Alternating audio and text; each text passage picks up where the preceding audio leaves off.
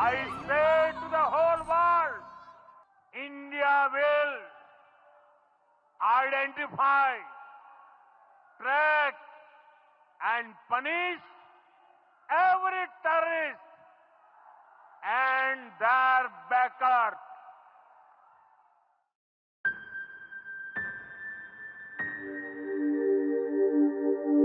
बाईस अप्रैल 2025 कश्मीर की वादियों में एक और शांत सुबह। पहलगाम, लिद्दर नदी के किनारे बसी बैसरन वैली, देवदार के घने जंगल, नीला आसमान और सैलानियों की चहल पहल। परिवारों के साथ लोग छुट्टियों का लुत्फ उठा रहे थे। यह एक आम दिन था, या कम से कम ऐसा लग रहा था। लेकिन दोपहर के करीब 1 बजे जंगल की आड़ से अचानक निकले 4 आतंकी, और फिर धर्म के नाम पर शुरू हुआ चुन चुन कर कत्ल। पॉइंट ब्लैंक रेंज से सिर्फ कुछ सेकंड में 26 मासूम जिंदगियां हमेशा के लिए खामोश हो गईं। यह हमला कश्मीर के इतिहास में सैलानियों पर हुआ अब तक का सबसे भयावह हमला था, जिसने सिर्फ घाटी को नहीं बल्कि पूरे देश को झकझोर कर रख दिया।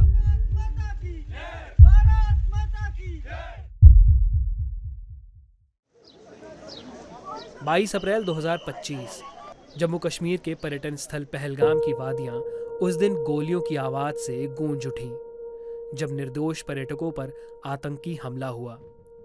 इस कायराना हरकत ने न सिर्फ पूरे देश को झकझोर दिया, बल्कि भारत ने उसी क्षण यह तय कर लिया, अब आतंक की जड़ों पर वार होगा, और वो भी निर्णायक। एक ओर जहां सरकार की बैठकों का दौर जारी था, वहीं दूसरी ओर भारतीय सेना ने सीमाओं पर गुप्त युद्धाभ्यास तेज कर दिए थे। इसी के मद्देनजर गृह मंत्रालय ने भी एक अहम कदम उठाया। 7 मई 2025 को देश भर में सिविल डिफेंस मॉक ड्रिल कराने का आदेश जारी किया गया। मकसद था युद्ध जैसे हालातों में देश की आंतरिक तैयारियों को परखना।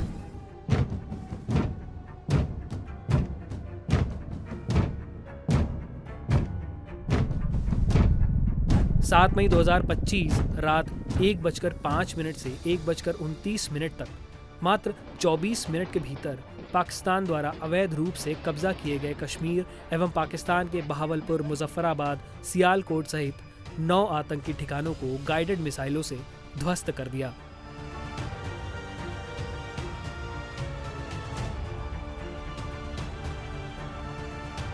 इस हमले की खास बात यह थी कि आतंक के खात्मे के लिए इस हमले को भारत ने अपनी सीमा से ही अंजाम दिया था।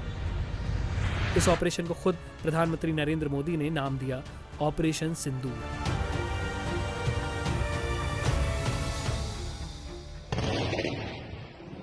ऑपरेशन सिंदूर से हतप्रभ पाकिस्तान ने सीमाओं पर ड्रोन हमलों की शुरुआत कर दी। निशाने पर थे न सिर्फ भारतीय सैन्य ठिकाने, बल्कि रिहायशी इलाके भी। लेकिन भारत की S-400 एयर डिफेंस प्रणाली ने लगभग सभी हमलों को हवा में ही नष्ट कर दिया। लेकिन भारत ने पाकिस्तान द्वारा की गई सैन्य कार्यवाही का भी मुंह तोड़ जवाब दिया। भारतीय वायुसेना ने पाकिस्तान के नूह एयरबेस समेत कई अन्य सामरिक ठिकानों को सर्जिकल एयर स्ट्राइक के जरिए पूरी तरह नेस्तनाबूद कर दिया। आखिरकार 10 मई को पाकिस्तान की ओर से हॉटलाइन पर भारत के DGMO को फोन किया गया।